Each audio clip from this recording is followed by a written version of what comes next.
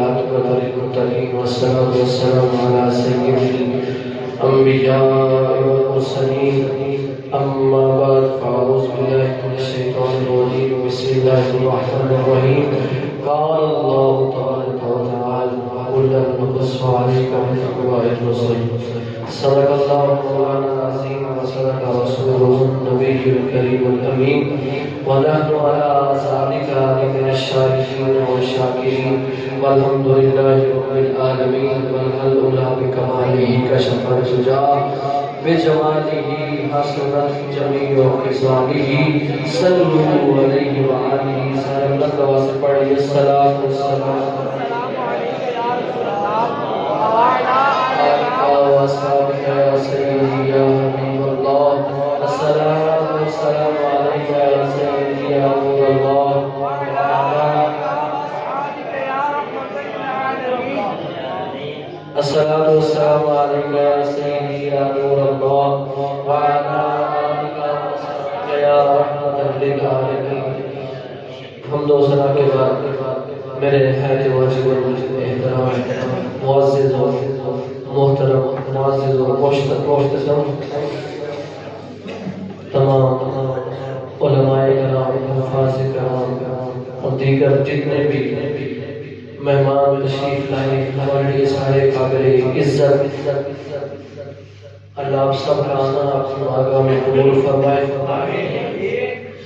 ہماری ماہانہ محفل جو ہمارے اس جامعہ میں انعقاد پذیر ہوتی ہے آج بھی الحمدللہ اللہ کے فضل و کرم سے وہی سلسلہ آج بھی جاری ہے اللہ ہم سب کا آنا چل کے آنا بیٹھنا سننا اپنی بارگاہ میں شرف قبولیت عطا فرمائے آج اس عنوان پر گفتگو ہوگی وہ ہے ذکر رسول صلی اللہ علیہ وسلم تو بیان شروع کرنے سے پہلے برکت کے لیے دو شعر نعت شریف پڑھیں گے اس کے بعد انشاءاللہ کرم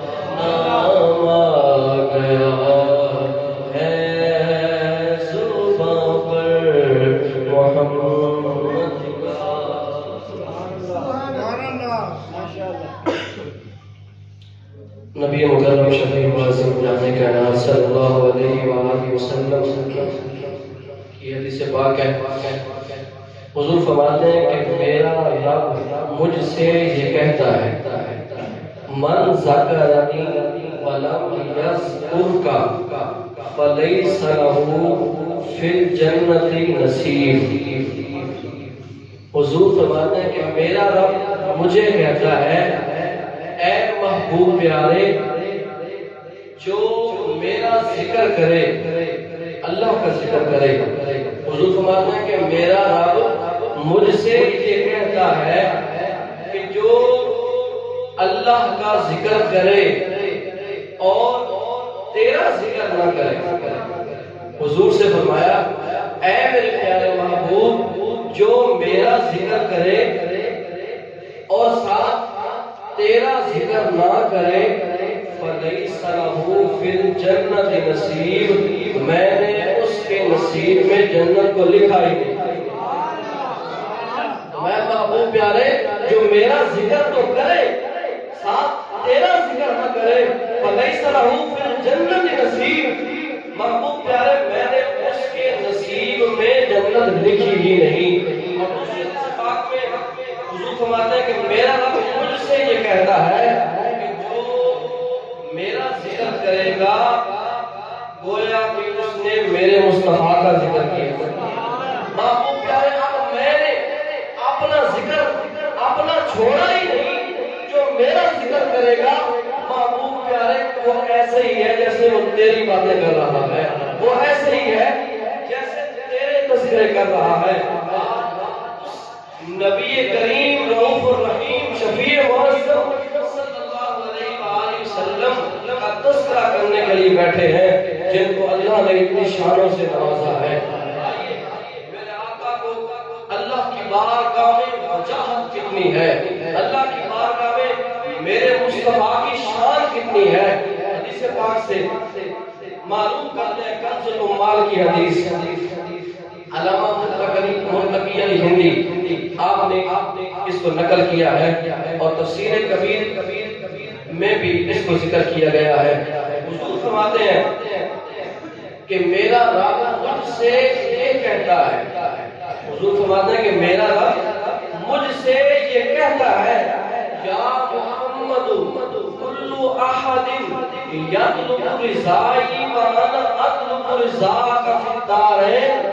محمود کریم علیہ السلام فرماتے ہیں کہ میرا رب مجھ سے یہ کہتا ہے کہ اے میرے پیارے حبیب، پوری خلقت پوری کائنات میری رضا چاہتی ہے اور میں رب ہو کر میرے مصطفیٰ میں تیری رضا چاہتا ہوں۔ اے محبوب پیارے، پوری کائنات کا ذرہ ذرہ جو کچھ اس کائنات کے اندر موجود ہے، میرے مصطفیٰ پوری کائنات میری رضا چاہتی ہے، لیکن میں رب ہو کر جس کی رضا چاہتا ہوں وہ کوئی اور نہیں، میرے مصطفیٰ وہ تو ہے، میں رب ہو کر تیری رضا چاہتا ہوں۔ کتنی بلند و بالا شان ہے میرے مصطفیٰ کی کہ رب کی بنائی ہوئی ساری خلقت رب کی رضا چاہتی ہے، اور میرا رب کہتا ہے کہ اے مصطفیٰ مجھے تیری رضا منظور ہے۔ یا محمد کل احد یطلب رضائی وانا اطلب رضاک فی الدارین۔ محبوب پیارے ساری خلقت میری رضا چاہتی ہے، میں رب ہو کر تیری رضا چاہتا ہوں۔ اعلیٰ حضرت کے بولے خدا کی رضا چاہتے ہیں تو عالم خدا چاہتا ہے رضائے محمد، خدا چاہتا ہے رضائے محمد۔ جب یہ اللہ رب العزت نے قرآن کریم میں فرمایا وَلَسَوْفَ يُعْطِيكَ رَبُّكَ فَتَرْضَىٰ، محبوب پیارے ہم آپ کو اتنا عطا کریں گے کہ آپ راضی ہو جائیں گے، ہم آپ کو اتنا عطا کریں گے کہ آپ راضی ہو جائیں گے۔ جب یہ آیت کریمہ نازل ہوئی تو پھر صحابہ کرام علیہم رضوان حضور کی بارگاہ میں حاضر ہوئے، آپ کی یا رسول اللہ فدا کا امی و ابی، ہمارے ماں باپ آپ پہ قربان جائیں۔ یا رسول اللہ رب آپ سے یہ فرما رہا ہے کہ ہم آپ کو اتنا عطا کریں گے کہ آپ راضی ہو جائیں گے، اتنا عطا کریں گے کہ ہو جائیں گے؟ اے ہمارے حضور ہمیں یہ تو بتائیں کہ جب رب آپ سے آپ کی رضا پوچھ رہا ہے، رب آپ سے یہ کہہ رہا ہے کہ میں اتنا عطا کروں گا کہ تم راضی ہو جائے گا، اے معبود یہ تو بتائیے کہ آپ کی رضا کیا ہے، یہ تو بتائیے آپ کیسے راضی ہوں گے؟ جب صحابہ کرام علیہم رضوان نے یہ عرض کی، پھر میرے آقا نے گلس کی پتیوں کو حرکت دی اور دل کا کشور فتح کرنے والی آواز سے میرے مصطفیٰ نے فرمایا صحابہ اگر تم مجھ سے یہ پوچھتے ہو کہ میری رضا کیا ہے، تم مجھ سے یہ پوچھتے ہو کہ میں کیسے رب سے راضی ہوں گا، تو پھر فرمایا سنو اذن لا ارضا وواحد من امتی فی النار، میرے صحابہ سن لو میں اس وقت تک اپنے رب سے راضی نہیں ہوں گا جب تک میرا آخری امتی جنت میں نہ چلا گیا۔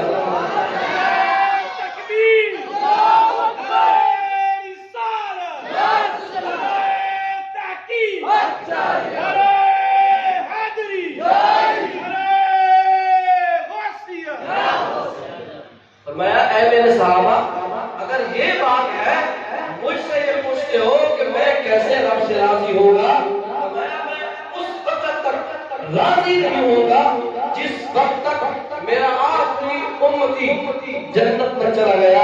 اذن لا ارضا وواحد من امتی فی النار، اس وقت تک رب کی بارگاہ میں سجدے کرتا رہوں گا، اس وقت تک رب سے دعا مانگتا رہوں گا، اس وقت تک رب سے یہ ندا کرتا رہوں گا جب تک کہ میرا آخری امتی جہنم سے نکال کر جنت میں چلا گیا۔ اگر کسی کی قسمت میں یہ ہوا اعمال کی وجہ سے وہ جہنم میں چلا گیا، محبوب فرماتے ہیں میں اس کو بھی نہیں بھولا، میں اس وقت تک رب سے راضی نہیں ہوں گا جب تک جہنم سے میرا آخری امتی نکال کر جنت میں نہ چلا جائے۔ اس وقت میں اپنے رب سے یہ دعا کرتا رہوں گا، اس وقت تک اپنے رب کی بارگاہ میں سجدہ کرتا رہوں گا، یہ ہے میری رضا۔ اور اعلیٰ حضرت عظیم البرکت یہاں انہوں نے پیچھے یہ شعر لکھا کہ خدا کی رضا چاہتے ہیں وہ عالم، خدا چاہتا ہے رضا محمد، اور آگے پھر لکھتے ہیں کہ رضا ان سے آپ وجد کرتے گزریے، رضا ان سے آپ وجد کرتے گزریے کہ ہے رب سلم صدائے محمد۔ اب جس قل کا تذکرہ، جس قل کی بات جہاں ہو رہی ہے وہ قل کوئی عام قل نہیں ہے، وہ قل صراط ہے۔ اور اعلیٰ حضرت کیا کہہ رہے ہیں؟ رضا قل سے اب وجد کرتے گزریے، رضا قل سے اب وجد کرتے گزریے۔ وہ قل ہے کیسا جس سے وجد کرتے گزرنا ہے؟ وہ قل صراط ہے۔ اور اس کے بارے میں کیا روایت ہے؟ اس کے بارے میں کیا بتایا گیا کہ وہ بال سے بھی زیادہ باریک ہے، بال سے بھی زیادہ باریک ہے، اور پھر تلوار سے بھی زیادہ تیز ہے، اور اس قل سے ہر کسی نے گزرنا ہے۔ اللہ رب العزت قرآن مجید میں ارشاد فرماتا ہے ان منکم الا واردها کان علی ربک حتما مقضیا ثم ننجی الذین اتقوا ونذر الظالمین فیہا جثیا۔ فرمایا وہ پل ایسا پل ہے تم میں سے کوئی ایسا نہیں ہے جو اس سے نہیں گزرے گا، بلکہ ان منکم الا واردها کان علی ربک حتما مقضیا، تم میں سے ہر کسی نے اس پل سے گزرنا ہے۔ اور سمت ننجی الذین اتقوا ونذر الظالمین، ظالموں کو وہاں گھٹنوں کے بل گھسیٹتا ہوا چھوڑ دیں گے۔ وہ پل اس سے ہر کسی نے گزرنا ہے، اور اتنا سخت دن ہے، اتنا پریشانی والا دن ہے۔ احمد رضا کرتا ہے رضا سے اب پل سے وجد کرتے گزریے، اور اس پل کا حال کیا ہے؟ روایتوں میں آتا ہے کہ بہت سارے لوگ اس کو دیکھ کر ڈر جائیں گے، وہیں گزرتے گزرتے راستے میں اتنی رکاوٹیں ہوگی کہ انہیں میں وہ رک جائیں گے، اور وہیں کوئی کٹ کے گر جائے گا، اور بہت سخت دن ہوگا کہ لوگ بولے ہو جائیں گے اور کہیں گے کہ کسی طریقے سے اس دن سے ہماری جان چھوٹ جائے، کسی طریقے سے ہماری اس سخت دن سے جان چھوٹ جائے۔ روشنی ہوگی، سورج جو ہے ایک میل کے فاصلے پہ آ جائے گا. آج سورج 4000 برس کی دوری پہ ہے، اور پھر گرمیوں میں کوئی ایسا شخص نہیں ہے کہ وہ ننگے پاؤں کسی زمین پہ پتھریلی زمین پہ چل سکے. لیکن اس دن عالم کیا ہوگا؟ 4000 برس کی دوری پہ اب ہے، لیکن روایتوں میں آتا ہے تب سورج جو ہے وہ ایک میل کے فاصلے پہ ہوگا، اور اتنی سختی کا عالم ہوگا، لوگ اپنے ہی پسینے میں ڈوب رہے ہوں گے اور کئی کٹکے وہیں گر رہے ہوں گے. اور نبی مکرم شفیع معظم جان کائنات صلی اللہ علیہ وسلم بتاتے ہیں کہ پھر لوگ اللہ کی بارگاہ میں عرض کریں گے اور یہ آوازاری کریں گے، یا اللہ اس سخت دن سے ہماری جان چھڑوا، چاہے ہمیں جہنم میں ڈال دے. اتنے تنگ ہو جائیں گے اور کہیں گے ہم جہنم میں جانے دیں، لیکن اس دن سے جان چھوٹ جائے، اتنا سخت دن ہے. اور یہ وہ دن ہے جس کے بارے میں قرآن کریم نے فرمایا یوم یفر المرء من اخیہ وامہ وابیہ وصاحبتہ وبنیہ. یہ وہ سخت دن ہے جس دن میں تیرا کوئی رشتہ تیرے کام نہیں آئے گا. تیرا باپ تجھے بھول جائے گا، وہ ماں جو اپنے منہ سے لقمے نکال کر تیرے منہ میں ڈالتی ہے، اس دن کی سختی کی وجہ سے وہ تجھے بھول جائے گی. وہ اس کو پتہ نہیں ہوگا کہ یہ میرا بیٹا ہے، اور بیٹا جو ماں کے بغیر ایک پل نہیں رہ سکتا، وہ ماں کو بھول جائے گا. اتنا سخت دن ہے، اتنی پریشانی والا عالم ہے. اور اللہ رب العزت نے یہ اس لیے حکم دیا ہے، یہ اس لیے لوگوں کو بتایا ہے کہ تمہارے سامنے میں نے تمہیں زندگی دی اور تمہیں اختیار دے دیے، اب تم جو چاہو جس طرز عمل پہ اپنی زندگی کو گزارو. ہمارے پاس اختیار ہے، رب نے سوچ دی ہے، رب نے عقل دی ہے، رب نے عقل دی ہے، رب نے چلنے کے لیے پاؤں دی ہے، بولنے کے لیے خوبصورت زبان دی ہے. اب تو ہم پہ منحصر ہے، ہم پوچھتے ہیں تو ہماری زبان پہ سب سے پہلا جملہ کون سا ہوتا ہے؟ یہ کہا گیا کہ جب بندہ سو کے صبح بیدار ہوتا ہے تو پورا جسم، ہاتھ پاؤں، پورا جسم بندے کی زبان کے آگے ہاتھ جوڑ کے معافیا مانگتا ہے، اور زبان کے سامنے ہاتھ جوڑ کے یہ منتیں کرتا ہے کہ خدا کے لیے اپنی صبح اٹھا ہے، بیدار ہوا ہے، اب اپنی زبان سے کوئی ایسے الفاظ نہ بولنا جس سے تکلیف ہو. پورا جسم زبان سے معافی مانگتا ہے کہ صبح کوئی ایسے جملے نہ بولے جائیں. اس لیے جب آنکھ کھلے صبح اٹھے تو اللہ اور رسول کا نام لیا جائے، کلمہ شریف پڑھا جائے، اچھے الفاظ بولے جائیں تاکہ اس کی برکت سے رب ہمیں بخش دے. اور اس لیے ہمیں اختیارات دیے گئے. اتنا سختی کا دن، اتنا پریشانی والا عالم، جس دن کوئی بھی کسی کا نہیں ہوگا، سارے یار جتنے بھی خاص دوست ہوں گے اس دن المتقین، مگر اگر کوئی کام آئے گا پرہیزگار لوگ، متقی لوگ، اس دن وہ کام آئیں گے. باقی تیرے سارے رشتے تجھے چھوڑ جائیں گے اور بھول جائیں گے. اس قیامت میں جب ہر کسی پر اپنی اپنی پڑی ہوگی تو رضا اس پل کی اور اس دن کی بات کر رہے ہیں کہ رضا پل سے اب وجد کرتے گزریے. کیوں کہ اعلیٰ حضرت عظیم البرکت شاہ امام احمد رضا خان کی نظر بہت کچھ دیکھتی ہے. وہ کہتے ہیں کہ رضا پل سے اب وجد کرتے گزریے. میرے اللہ رب العزت نے یہ سب کچھ بیان فرمایا، اور یہ سارا قرآن ہے، سارا قرآن ہے. یہ قیامت کا منظر سب اللہ رب العزت نے قرآن مجید میں بیان فرمایا، صاف فرمایا. اگر تمہیں زندگی ملی ہے، اتنے گناہ کر بیٹھے ہو اور تم سے ساری زندگی گناہ ہی ہوتے رہے ہیں، میرا دروازہ توبہ کا ابھی بند نہیں ہوا. آجا الا من تاب وآمن وعمل عملا صالحا فاولئک یبدل اللہ سیئاتہم حسنات. اے میرے بندے، اگر ساری زندگی گناہ کرتا رہا ہے، صبح سویرے جھوٹ غیبت ساری زندگی گناہ کیے، دعوے اعمال گناہوں سے بھرا پڑا ہے، پریشان نہ ہو، اب بھی تیرے پاس موقع ہے. یا ایھا الانسان ما غرک بربک الکریم. او بھاگے ہوئے انسان آجا، لوٹ کے واپس آجا. تیرا رب بڑا کریم ہے، آ کے توبہ کر لے، رب تیری بخشش کر دے گا۔ اور دوسری جگہ میرا رب فرماتا ہے اِلَّا مَن تَابَ وَآمَنَ وَعَمِلَ عَمَلًا صَالِحًا فَأُولَٰئِکَ یُبَدِّلُ اللَّهُ سَیِّئَاتِہِمْ حَسَنَاتٍ۔ ساری زندگی گناہ کیے، آج آپ پلٹ کے میری بارگاہ میں آج آ کے توبہ کر لے، میں تیری ساری زندگی کے گناہ بھی معاف کر دوں گا، بلکہ یہ نہیں بلکہ جتنے بھی تیرے گناہ ہوں گے فَأُولَٰئِکَ یُبَدِّلُ اللَّهُ سَیِّئَاتِہِمْ حَسَنَاتٍ، میں وہ سارے گناہ نیکیوں میں بدل کر رکھ دوں گا اور تیری بخشش کر دوں گا۔ آج آپ پڑھ کے واپس آ جا، میں بڑا کریم ہوں۔ میرے اللہ کی عزت نے اگر قیامت کا منظر بیان فرمایا، ساتھ یہ بھی فرمایا ہے کہ توبہ کا دروازہ بند نہیں ہے۔ اے بھاگے ہوئے انسانوں، لوٹ کے واپس آ جاؤ، اپنی زندگیوں کا مقصد جانو، کس مقصد کے لیے تمہیں پیدا کیا گیا ہے۔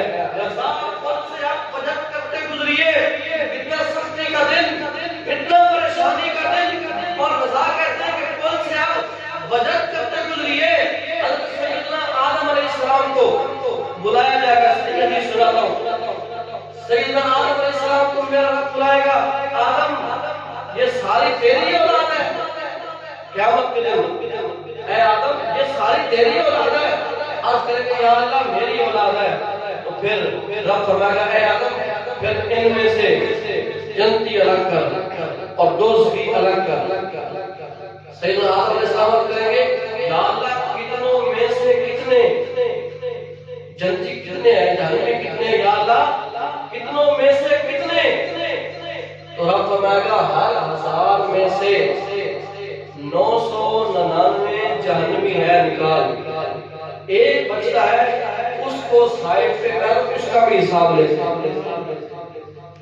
ہر 1000 میں سے 999 جہنمی ہے، سائڈ پہ کر، ایک بچتا ہے اس کا بھی حساب لیتے ہیں۔ کتنا سخت ہے، کتنا پریشانی والا عالم ہے۔ سیدنا آدم علیہ السلام علیہ کریں گے کتنوں میں سے کتنے، رب فرمائے گا 999 جہنمی ہے، ایک بچتا ہے اس کا بھی حساب لیتے ہیں، اور لوگ بولے ہو جائیں گے، بھیجے نکل جائیں گے باہر، کتنا سخت کا عالم ہوگا۔ پھر ہوگا کیا، اللہ رب العزت جبرائیل امین کو بلائے گا اور رب فرمائے گا کہ جبرائیل ان کو تو سمجھ نہیں آ رہی کہ قیامت کا دن کس لیے کام کیا ہے، یہ تو بولے ہو گئے ہیں، کوئی ادھر پھرتا ہے کوئی ادھر پھرتا ہے، کوئی ادھر گر رہا ہے کوئی ادھر گر رہا ہے، جبرائیل ان کو تو سمجھ ہی نہیں آ رہی یہ قیامت کا دن میں نے کس لیے رکھا ہے، یہ تو بولے ہو گئے ہیں،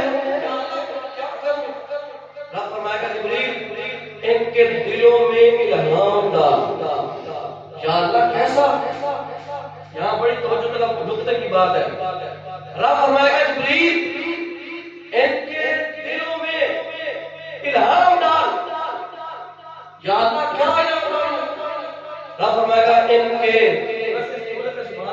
سب کسی کی زبان خاموش نہ رہے، رب فرمائے گا جبرائیل ان کو تو سمجھ نہیں آ رہی یہ قیامت کا دن کس لیے رکھا ہے، یہ تو بولے ہو گئے ہیں، کوئی ادھر وقت گرتا ہے کوئی ادھر گرتا ہے، جبرائیل دلوں میں الہام ڈال، یا اللہ کس چیز کا، رب فرمائے گا جبرائیل ان کے دلوں میں الہام ڈال کے کوئی وسیلہ تلاش کر لو۔ جبرائیل ان کے دلوں میں الہام ڈال، کوئی وسیلہ تلاش کر لو۔ یہاں دکھ کی بات یہ ہے اگر وسیلہ تلاش کرنا حرام ہے یا بدعت ہے یا شرک ہے تو پھر وسیلے کا الہام بھی تو بدعت بنتا ہے۔ یہ وسیلہ تلاش کرنا نہ تو حرام ہے نہ بدعت ہے نہ شرک ہے بلکہ کہیں رب کی رضا ہے۔ رب نے ہمیں بتایا ہے کہ وسیلہ تلاش کرو، وسیلہ کوئی شرک نہیں ہے بلکہ رب کو فرماتا جبرائیل اس ساری خلقت کے دل میں الہام ڈال۔ کیا الہام ڈال، کوئی وسیلہ تلاش کر لو۔ اب وہ ساری امت اس جبرائیل امین اس کے دل میں الہام ڈالے گا پوری خلقت میں، پھر وہ اس کو سمجھ آئے گی اب کرنا کیا ہے۔ اب ساری خلقت سیدنا آدم علیہ السلام والسلام کی بارگاہ میں جائے گی اور عرض کرے گی اللہ نے آپ کو یہ شان عطا کی، ان کی شانیں اس کے سامنے بیان کریں گے اور کہیں گے اے آدم اللہ نے آپ کو بڑی شانوں سے نوازا ہے، آج ہم پھنس گئے ہیں، ہماری مدد کریں۔ لیکن جواب کیا ہوگا؟ اذهبوا الى غیری، آج میں ہماری مدد نہیں کر سکتا، کرے گا کوئی اور لیکن میں نہیں، وہ کوئی اور ہے، میرے پاس جاؤ، کسی اور کے پاس جاؤ۔ وہ ساری خلقت چلتے چلتے دوسرے انبیاء کے پاس جائے گی، چلتے چلتے حتیٰ کہ عیسیٰ اللہ کے پاس آ جائیں گے اور عرض کریں گے کہ اے عیسیٰ اللہ، اللہ نے بڑی شانوں سے نوازا ہے آپ کو، اتنی شانیں عطا کی ہیں کہ آپ مٹی کے پرندے بناتے ہیں، اڑ جاتے ہیں، رب نے شانیں عطا کی ہے، مردوں کو ٹھوکر لگاتے ہیں، اٹھ کے کھڑے ہو جاتے ہیں، رب نے آپ کے ہاتھ میں اتنی شفا رکھی ہے، کوئی بیمار ہوتا ہے آپ ہاتھ لگاتے ہیں اس کو شفا ہو جاتی ہے، رب نے اتنی شانیں عطا کی ہے کہ اتنی دور پہاڑیوں پہ آپ چلتی ہوئی چیونٹیوں کو دیکھ لیتے ہیں۔ اے عیسیٰ اللہ، رب نے اتنی شانوں سے نوازا ہے، آج ہم مشکل میں ہیں، ہماری مدد کر، لیکن جواب کیا ہوگا؟ وہ فرمائیں گے میں مدد نہیں کر سکتا، اور وہ فرمائیں گے اذهبوا الى محمد، چلے جاؤ، آج میں نہیں مدد کروں گا، بلکہ جو آج آپ سنے گا، جو آج آپ کی بات مانے گا، وہ کوئی اور نہیں بلکہ وہ محمد عربی صلی اللہ علیہ وسلم۔ نعرہ تکبیر، نعرہ رسالت، نعرہ حیدری، نعرہ غوثیہ، تاجدار ختم نبوت، تاجدار ختم نبوت۔ کلیم و نجیب خلیل و صفی، کلیم و نجیب خلیل و صفی، سبھی سے کہیں کہیں نہ بنی یہ بے خبری کہ خلقت پھری کہاں سے کہا تمہارے لیے۔ آج کمال کرتے ہیں ہر جگہ پہ، اتنا نقشہ کھینچا ہے، اتنی خوبصورت ترجمانی کی ہے جو کہ موسیٰ علیہ السلام کے پاس جاتے ہیں، عیسیٰ اللہ کے پاس جاتے ہیں، ابراہیم علیہ السلام کے پاس جاتے ہیں، تو کسی کے پاس بات نہیں بنتی تو اعلیٰ حضرت کلیم و نجیب خلیل و صفی، سبھی سے کہیں کہیں نہ بنی یہ بے خبری کہ خلقت پھری کہاں سے کہا تمہارے لیے، زمین و زمان تمہارے لیے، مکین و مکان تمہارے لیے، ساری خلقت چلتے چلتے آقا کونین صلی اللہ علیہ وآلہ وسلم کی بارگاہ میں حاضر ہوگی اور بحث کریں گے ہم آپ کی بارگاہ میں حاضر ہو گئے ہیں، لیکن میرے آقا کا یہ فرمان نہیں ہوگا کہ اذهبوا الى غیری، بلکہ جب یہ خلقت عرض کرے گی تو میرے آقا فرمائیں گے انا لہا انا لہا انا لہا، اے میرے امتی میں تو ہوں ہی اس لیے، میں تو ہوں ہی اس لیے۔ اور آقا کونین صلی اللہ علیہ وسلم فرماتے ہیں انا اکرم الاولین والآخرین علی اللہ فلا فخر، فرمایا میں پہلے نبیوں سے بھی افضل ہوں، بعد والوں سے بھی افضل ہوں، لیکن مجھے اس میں کوئی فخر نہیں ہے، میں پہلوں سے بھی افضل ہوں اور بعد میں آنے والوں سے بھی افضل ہوں، انا افضل اکرمین، آپ پہلوں سے بھی افضل، بعد والوں سے بھی افضل، لیکن مجھے اس پہ کوئی فخر نہیں۔ انا سید ولد آدم یوم القیامہ ولا فخر، فرمایا قیامت کے دن آدم کی ساری اولاد کا میں سردار ہوگا ولا فخر، لیکن مجھے اس پہ کوئی فخر نہیں ہے۔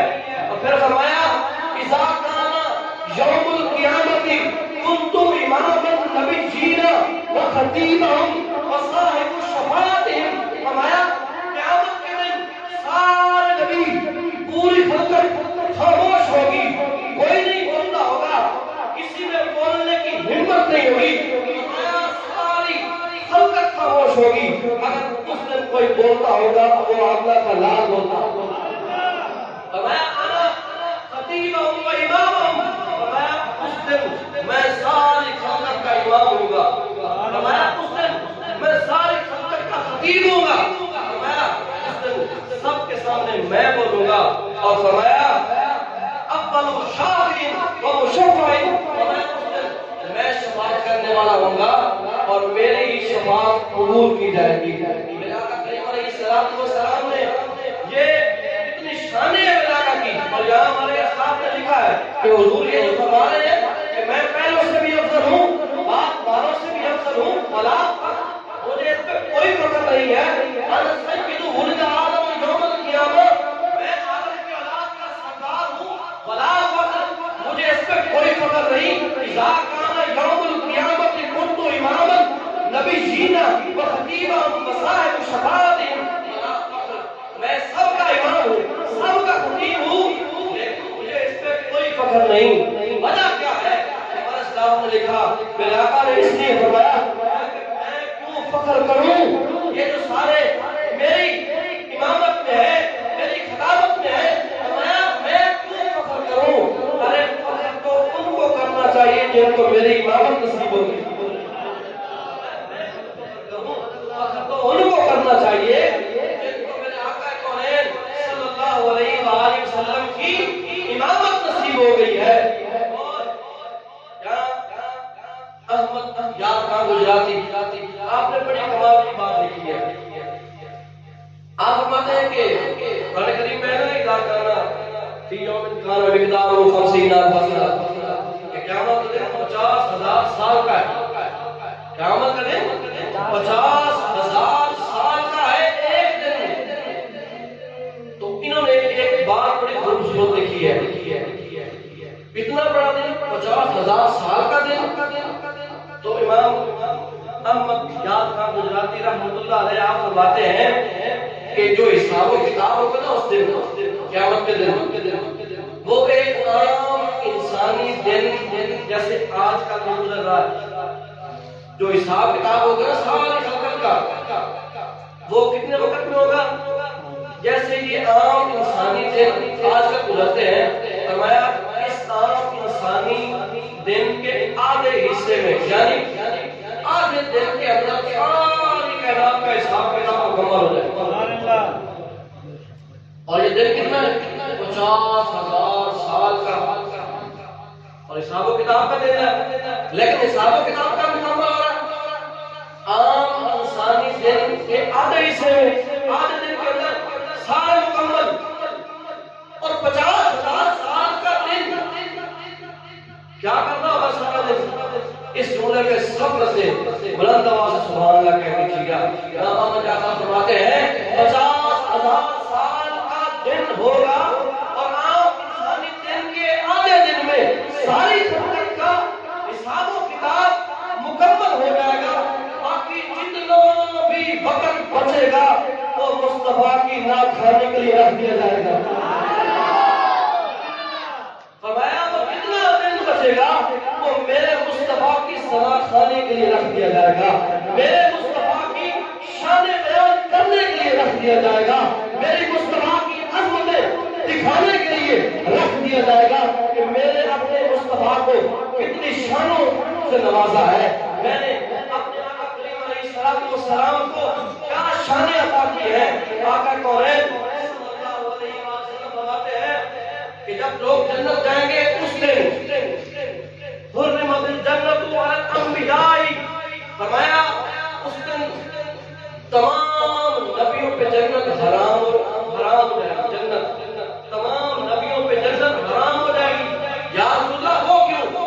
فرمایا اس وقت تک تمام نبیوں پہ جنت حرام ہوگی جس وقت تک میں محمد نہ جنت چلا گیا، میں جاؤں گا پھر سارے نبی جائیں گے۔ حدیث کا یہ پہلا حصہ ہے، اور حدیث کے دوسرے حصے میں شان محمدی کے ساتھ ساتھ شان محمدی کی امت کی شان بھی بیان کی گئی۔ حضور نے فرمایا کہ اس وقت تک تمام امتوں پر جنت حرام ہوگی، کب تک؟ جب تک میری امت جنت نہ چلی جائے۔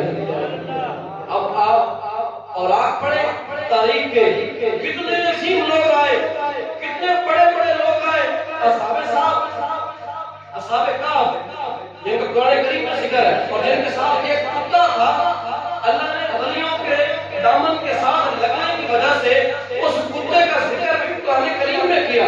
اور کتنے عظیم لوگ آئے کہ 309 سال وہ ان کی کروٹیں ہم بدلتے تھے، یعنی رب نے ان کو ان کے ناموں سے نہیں پکارا بلکہ فرمایا ہم ان کی کروٹیں بدلتے تھے۔ اتنے عظیم لوگ ہیں کہ 300-900 سال تک وہ سوئے رہے رات کے اندر، اور رب فرماتا ہے کہ پھر ہم نے ان کو اتنی بھی تکلیف نہیں دی۔ صبح سورج نکلتا تھا تو سورج کی روشنی اس غار کے منہ پہ پڑتی تھی، تو وہ جو لوگ سوئے ہوئے تھے اصحاب کہف جو اللہ کے ولی تھے، بنی اسرائیل کے وہ ولی تھے اللہ کے، تو فرمایا ان کے چہروں پہ سورج کی روشنی پڑتی تھی۔ میں نے ان کے لیے اپنی کائنات کا نظام بدلا۔ کیسے؟ حالانکہ سورج نکلتا ہے پھر غروب ہوتا ہے، تو میں سورج کو حکم دیا کہ جب تم نے نکلنا ہے تو تیری روشنی اصحاب کہف جو غار والے ان کے چہروں پہ نہ پڑے، جب تم نے نکلنا ہے تو اپنا راستہ بدل کے نکلنا ہے۔ اور میں پھر وہ دوپہر میں پہنچتا تو پھر دوسری طرف سے غار کے دانے پہ روشنی ڈالتی۔ رب فرماتا ہے میں نے پھر سورج کو حکم دیا کہ خبردار یہاں سے بھی تیری روشنی ان غار والوں پہ نہ پڑے، ان کو تکلیف نہ پہنچے۔ فرمایا ہم نے ان کے لیے اپنا نظام کائنات بدلا۔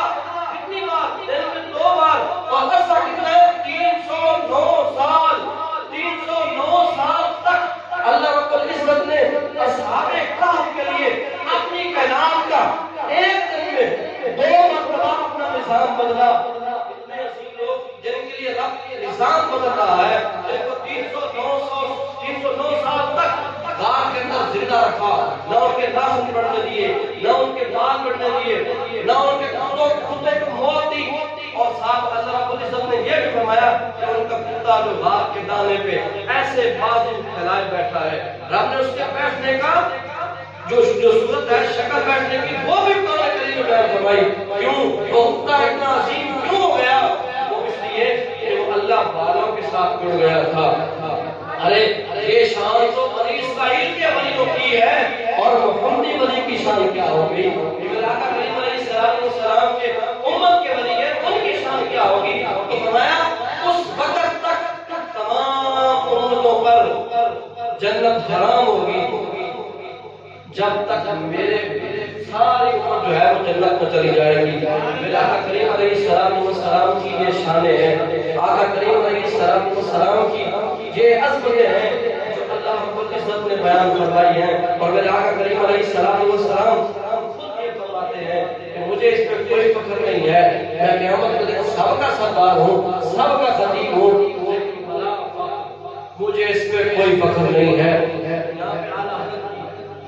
ایک بات کر کے اپنا بیان کو ختم کرتا ہوں۔